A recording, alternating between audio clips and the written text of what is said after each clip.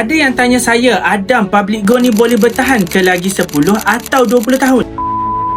Jawapan saya bukan setakat boleh bertahan, tapi makin berkembang setiap tahun. Saya tahu mungkin ada yang ragu-ragu sebab dalam dunia ni tiada jaminan yang terjamin. Tapi kalau kita lihat dari sejarah Public Gold, ini bukan jenama kecil.